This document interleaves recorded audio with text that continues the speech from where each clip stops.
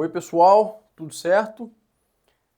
Terminada então a série sobre o Menck, como eu havia dito, a minha questão agora seria voltar a alguns vídeos de assuntos gerais que permeiam aí questões envolvendo tanto a questão da filosofia egóica quanto aí perspectivas psicológicas sobre as relações e daí em diante questões mais cotidianas também, do ponto de vista filosófico e tudo mais. Então, uma questão que me veio à mente, eu até escrevi um trecho curto sobre ela, ela me veio após um vídeo que eu assisti do Ryan Santos umas semanas atrás, eu não sei qual vídeo é e tal, não é um react a isso, é só vai ser um comentário sobre, na verdade, aí essa questão que ele colocou no vídeo, mas de uma forma muito mais geral, então não é relativo exatamente ao vídeo dele em si, eu só estou pegando ele como um exemplo, tá? E que na verdade eu quero que sirva aí para muito mais casos, né? Porque eu vejo que é um drama geral, inclusive dentro da própria androsfera em si.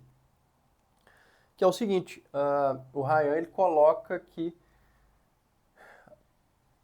ele acreditava que antes dele ver a realidade de um modo mais cru, vamos dizer assim, né? Até mesmo em termos de Red Pill e daí em diante, ele era, vamos dizer assim, mais feliz, né? E basicamente, então, disso se tira que a ilusão seria mais, traria mais alegria ou felicidade do que uma visão mais realista das coisas, né? E então, que no final seria difícil a balança aí, porque poder se sair perdendo nesse sentido, certo? Porque aí geraria então drama, né? O que seria melhor, não ter visto a realidade de um modo mais realista ou ter continuado ali dentro de uma ilusão, mas ser mais alegre, mais feliz e daí em diante. Então, sobre isso, eu quero colocar uma outra perspectiva, que é uma perspectiva que vai contra esta visão, na verdade, de enxergar aí a alegria como proveniente de uma visão mais ilusória da vida, das coisas e daí em diante. Tá? Não vai ser um vídeo que eu vou aprofundar muito isso, não quero que seja um vídeo longo, mas apenas colocar umas breves questões aí sobre isso, até para depois quem quiser expandir esse assunto aí, já tem uma base da qual partir, né? Então, basicamente, eu escrevi um pequeno fragmento sobre isso, mas ele já sintetiza tudo isso, né? Então, no meu caderno de notas eu escrevi o seguinte, refletindo sobre essas questões, né? A ilusão é a felicidade do fraco. O forte é feliz mesmo diante da arguta visão da realidade. Então, o que eu quero sintetizar com esse pequeno aforismo aí? Que, aí, já no início, a ilusão é a felicidade do fraco. Então, na verdade, quando a gente vai separando os tipos e as personalidades, etc., né, a gente percebe que quanto mais fraco psicologicamente, ou em termos de personalidade, ou em termos, inclusive, de estrutura da personalidade em geral, portanto, de uma estrutura psíquica, e por que não, inclusive, uma estrutura psicofisiológica, né? Ou seja, pegando o corpo inteiro, né? A amplidão corporal inteira, e aqui não é força no sentido físico, né? Claro que a força física ela pode estar envolvida nisso, mas ela não é o cerne exatamente disso, né? É muito mais uma força que até mesmo psicológica, né, estrutural psicológica e que tem a ver com essa formação do caráter e da personalidade, né? Então, quer dizer, um tipo verdadeiramente forte, vamos dizer, inclusive há filósofos que sempre trataram disso, né? O Nietzsche é um deles, né? E há outros filósofos que tratam isso, ou seja, tipo forte e fraco, né? Então não é algo novo que eu estou colocando aqui nesse sentido, né? Embora esteja interpretando isso, pegando isso aí, interpretando uma questão que, obviamente, provavelmente não se trata tanto, né, no sentido de ser uma questão mais contemporânea. É o seguinte, então, se a gente tem esses tipos de personalidade, essa questão da ilusão e da felicidade, da realidade, etc., ela já está diretamente relacionada com isso, no sentido de que, então, o tipo fraco de homem, ele já procura a ilusão, no sentido de que ele necessita daquela felicidade ali, né, porque ele não tem, pela sua própria estrutura, uma felicidade, um gozo pleno no mundo tal como ele é colocado e como ele está, digamos assim. Ou seja, ele é incapaz, pela sua própria incapacidade, de fruir o mundo de uma maneira prazerosa, né? E o mundo com todas as suas nuances, inclusive negativas, vamos colocar assim, né? Então ele precisa o quê? De forjar uma ilusão, um mundo ilusório, um outro modo de ver as coisas, né? Para que daí então venha a sua felicidade. Ou seja, a sua felicidade ela nasce de uma questão ilusória. Por quê? Porque a fraqueza que já estava ali, ela demanda isso. Então vamos dizer então que essa personalidade fraca ela já antecede essas possibilidades de gozo, né? E ela vai determinar isso. Muito mais do que essas coisas em si determinariam essa personalidade. Entendeu o que eu quero dizer? No sentido de que, nesse caso aí, é muito mais interessante a gente analisar pressupondo um tipo de sujeito antes dos próprios fatos. Ou seja, não é o fato de como o mundo exatamente aparece para você é que você vai achar que aquilo é felicidade ou não. Mas você procura no mundo aquilo que é demandado pela sua estrutura psicofisiológica, vamos dizer assim. Ou seja, suas avaliações dependem disso porque você está fruindo o mundo através de si mesmo, né? Você não está fruindo o mundo através de outra coisa, está fruindo através de si. E aqui já temos um ponto aí, de fato, voltado à questão da filosofia egóica, né? Que então temos partir do indivíduo, do sujeito que avalia, do sujeito que coloca os valores, vamos dizer assim, mas que também tem esta determinada subjetividade, certo? Então ele vai interpretar o mundo segundo aquilo que ele é capaz. E ele vai tirar felicidade, gozo, prazeres, etc., daquilo que ele é capaz. Se ele não é capaz, um dos meios que ele pode fazer é forjar um mundo ilusório para daí obter a felicidade, que ele não conseguiria no mundo real. Certo? E isso a gente vê em várias questões da vida. Vamos dizer que uma questão muito comum de se ter nesse sentido, né? A questão da morte. Então, a questão da morte é uma questão densa para o ser humano, uma questão, vamos dizer aí, mais trágica, mais dramática, etc., para o ser humano. Então, ele sempre necessitou de um tanto de subterfúgio para isso. Sendo, por exemplo, as religiões um deles. Né? Não que a religião seja só para isso, mas ela, em parte, fornece aos indivíduos algo sobre a morte que os tenta, de algum modo, consolar, certo? Então é uma fonte de consolo a ideia de que você vai morrer, mas vai reencontrar pessoas que você gosta, não sei o que, né? Então é tipo uma fonte de consolo para a questão da morte. Mas ninguém prova isso verdadeiramente. Então, como que a gente pode realmente dizer que não há uma questão ilusória vinculada a determinadas questões voltadas a questões da morte e etc. Tá? Só estou colocando um exemplo aqui, nem é meu objetivo contrapor questões religiosas aqui, mas é simplesmente um exemplo, né? Que é muito comum. Ou seja, a gente tem um fato dramático que a maioria das naturezas elas não conseguem lidar com isso de uma maneira plena, ou seja, simplesmente aceitando que você vai morrer mesmo, ponto final. Né? E aí você precisa forjar várias coisas para não se desesperar, vamos dizer assim, né? Podemos pegar até o título do Kierkegaard, né? Que é o desespero humano. Então, tem essa questão da morte lá dentro do livro desse filósofo, por exemplo, né? Que, de fato, é uma das questões que geram esse desespero humano, vamos dizer assim. Então, em todas essas questões cruciais, né? Morte, inclusive nascimento, essas questões amorosas, né? A questão do romantismo amoroso, daí em diante, todas elas a gente vê que quanto mais uma questão é densa nesse sentido humano, né? Mais trágica ela é também, mais as pessoas têm que criar em volta dela o quê? Uma rede de ilusões para suportar aquilo ali. Então, daí a gente vai classificando os tipos a partir disso também, ou seja, da capacidade de suportar a realidade. Né? A gente pode dizer que até os tipos mais elevados seriam quais? Os que mais podem suportar a realidade sem se vincular às ilusões. E assim a gente cria quase que uma hierarquia das pessoas. Né? Ou seja, quanto mais fraco o sujeito é, mais ele precisa de um tanto de bengalas, né, para ele ficar ali compreendendo a vida de uma perspectiva completamente ilusória, para ele não surtar, vamos dizer assim, né? Então, e isso é bem interessante quando a gente vê também, quando a gente começa a analisar casos psíquicos, né, dentro ou da psiquiatria ou da psicologia e daí em diante, né? Onde você vê que muitas pessoas, quando elas estão naquela fase mais de surto, vamos dizer assim, um surto psicótico, um surto enfim, né, voltado a essas problemáticas mentais, né? Por exemplo, a pessoa tem muito mais chance, ou ela está muito mais frágil, né, a ponto de se fixar em alguma coisa que consiga reverter aquele processo ali, ou que desvie o olhar dela daquele processo.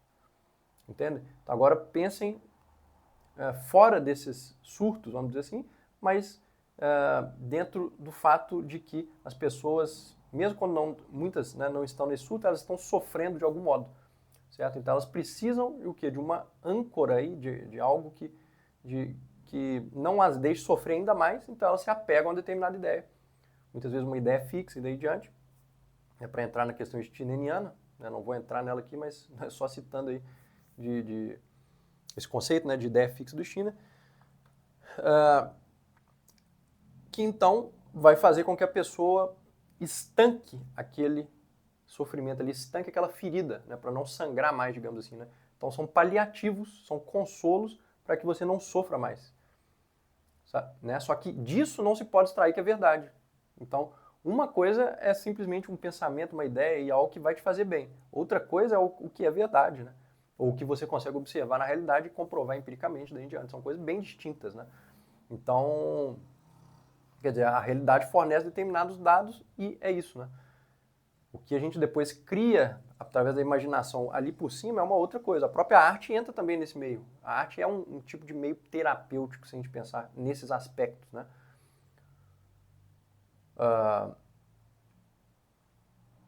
O próprio Nietzsche tem a frase, né? Sem a música, a vida seria um erro.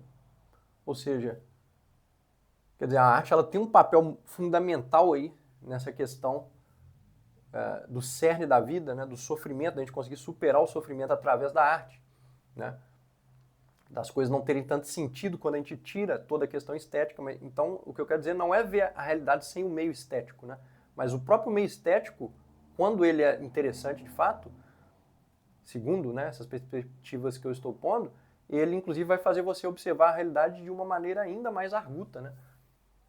Então, ele não vai criar um mundo completamente ilusório. A arte, ela pode, por exemplo, através de um filme, de uma peça de teatro, de uma literatura, ela pode criar, inclusive, uma realidade completamente fantasiosa. Mas isso não quer dizer que, através dessa realidade, você não represente a realidade de maneira mais grosseira ainda. Vocês peguem, por exemplo, um livro, sei lá, Alice no País das Maravilhas, daí em diante, né? Alice, se você pega ali toda essa questão fantasiosa, na verdade, por trás dela você tem questões muito densas ali, né, da condição humana, vamos dizer assim. Então a literatura, quando ela retrata isso, ou o filme, né, quando eles retratam isso dessa forma, se tornam muito mais interessantes e tendem, inclusive, a, né, ultrapassar os séculos e tornar-se duradouros, precisamente porque interpretam esse lado do drama humano que percorre o tempo, né, e que não se apaga justamente porque são problemas mais densos da condição humana, né?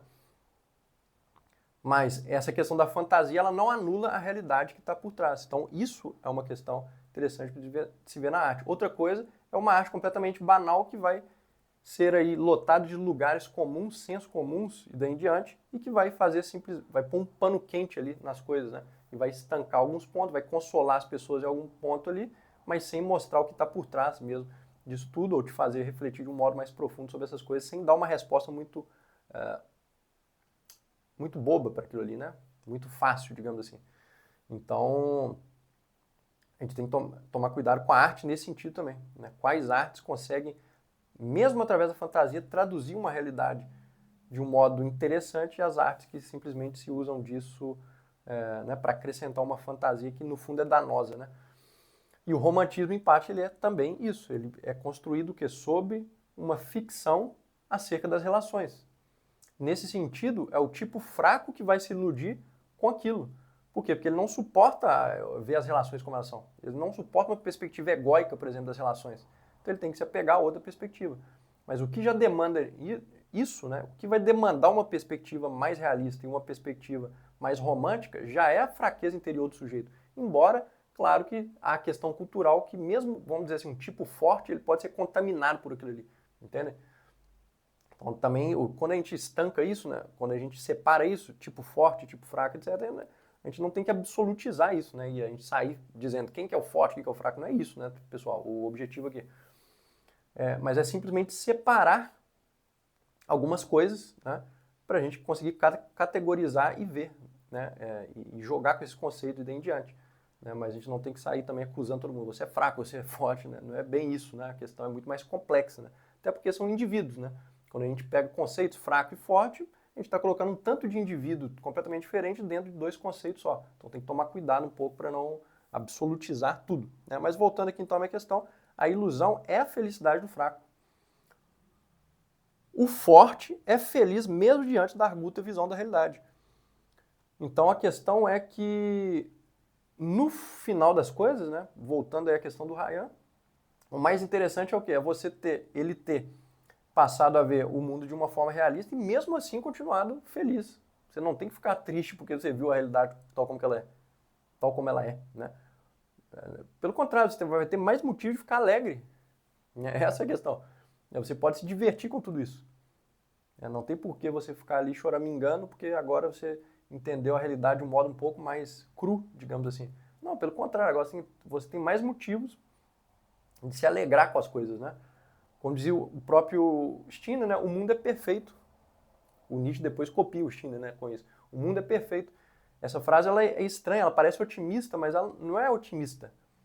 É no sentido de que o mundo ele só pode realizar-se segundo o que ele está realizando no momento presente. Nada pode ser diferente. Né? As coisas podem ser diferentes depois, amanhã, daí em diante. Mas no agora, tudo é perfeito. Por quê? Só existe essa realidade, não existe mais nada. Né? Então, quer dizer, o mundo é perfeito por quê? Porque ele é como ele é. Ele não vai ser de outro jeito. Né? Todas as causas, fisicamente, né, vamos interpretar o mundo de um modo estritamente fisicalista aí, toda causa leva a um efeito. Né? Se todas as causas levaram a estes efeitos que a gente está observando agora, você não vai escapar da causalidade do mundo. Você não vai escapar da corrente de causa e efeito que veio até aqui. Certo? E se você não vai escapar isso, a única coisa que resta é aceitar o mundo tal como ele é. Isso não quer dizer que você não pode mudar uma coisa ou outra. Você tentar mudar a sua própria vida em diante. Isso é uma coisa, beleza? Mas mesmo se você tentar mudar alguma coisa, você ainda está dentro dessa questão da causa e do efeito. Então você, no fundo, ainda está apenas dentro deste todo, né? É por isso que ele chama este todo de algo perfeito. Né? O mundo é perfeito. Ou seja, esse todo ele é perfeito. Por quê? Porque tudo que ele gera só poderia ser exatamente como ele gerou mesmo. Não poderia ser outra coisa, né? A gente pode ligar isso, inclusive, ao fatalismo dos gregos e ao fatalismo dos vikings. A gente vê ali nas séries, nos livros vikings, na mitologia nórdica, isso, né? Ou seja, a questão de um destino muito forte. Igualmente entre os gregos. Mas eles eram sábios nesse aspecto. Porque, de fato, se você leva o mundo de um modo científico, ou seja, causa e efeito, você também vai chegar a essa ideia de um certo fatalismo, vamos dizer assim, né? Não é que é a mesma coisa dos gregos, nem dos nórdicos, né? Mas a gente pode traçar vínculos aí com isso, né? Que são interessantes, gerariam mais debates, etc. Né? Mas tudo isso para exemplificar essa questão aí do próprio Skinner, né? O mundo é perfeito, e com esse sentido de que, na verdade, só lhe resta alegrar-se com as coisas. Não é porque você está vendo o mundo de uma maneira mais realista que você agora vai sofrer mais. Né? Não tem sentido nisso, né? De você falar que apenas a inocência é que traria a alegria, né? Porque as causas de sofrimento, na verdade, elas existem de todo jeito. Você sabendo das coisas ou não, você poderia sofrer. Do mesmo modo que você pode, sei lá, deixar de praticar um esporte e cair na rua e machucar, né? Ou você poderia estar jogando esporte, cair na rua e machucar. As coisas não são determinadas nesse sentido, né? Então, estou exemplificando isso para dizer que na verdade, muitas vezes, em ambos estados das coisas, você vai obter sofrimentos. Mas você também pode ver as alegrias de ambos estados. Né? Então, qualquer meio que a gente esteja, a gente pode ver os lados. Né? As questões ruins, as questões interessantes, as questões alegres, as questões profundas, as questões superficiais, filosóficas e daí em diante. Então, cabe a nós também, a partir de uma visão mais realista, uma visão mais egóica, conseguir também extrair alegria e questões boas mesmo desta visão do mundo, certo? E quanto mais forte o sujeito é, nesse sentido, vamos dizer aí, né, psicofisiológico, eu acredito que ele vai conseguir viver esta vida mais realista, obtendo nela mesma a própria felicidade dele, né, sem ter que recorrer a muletas emocionais e daí em diante, né? Claro que, né, ninguém está totalmente isento de tudo, né? Mas pelo menos ele vai tentar recorrer menos do que a maioria das pessoas, né? Então, é isso, né? Então, para encerrar com a frase, a ilusão é a felicidade do fraco, o forte é feliz mesmo diante da arguta visão da realidade. Então é isso, pessoal. Só aí um adendo aí também, isso vale para outras questões aí que eu já estava colocando e espero contribuir também com esse debate ou essas questões aí que são interessantes para nós, tá? E aí peço também, ou melhor, né? Sugiro aí para quem ainda não viu o meu livro novo, Versos Adversos, novo livro de poemas, onde eu inclusive tem assuntos sobre isso que eu citei hoje, né? Por exemplo, visão da realidade, questão de morte, vida, daí em diante, questões filosóficas no geral, né, estão presentes nesse livro, só que não através de uma linguagem em prosa, né, de filosófico em prosa, mas através de versos, poesia e daí em diante. É o meu 7º livro publicado e eu deixei na descrição do canal o link para esse novo livro para quem quiser saber um pouquinho sobre ele lá também, ou até adquirir na editora, chega diretamente em casa o livro. Na descrição ali também há outros livros e também há um texto que eu deixei ali público para vocês, quem quiser acessar, que é sobre Nietzsche e Wagner, que é a minha dissertação do mestrado. Beleza, pessoal? Então vamos falando aí. Deixe seus comentários, críticas, sugestões e até o próximo vídeo. Grande abraço!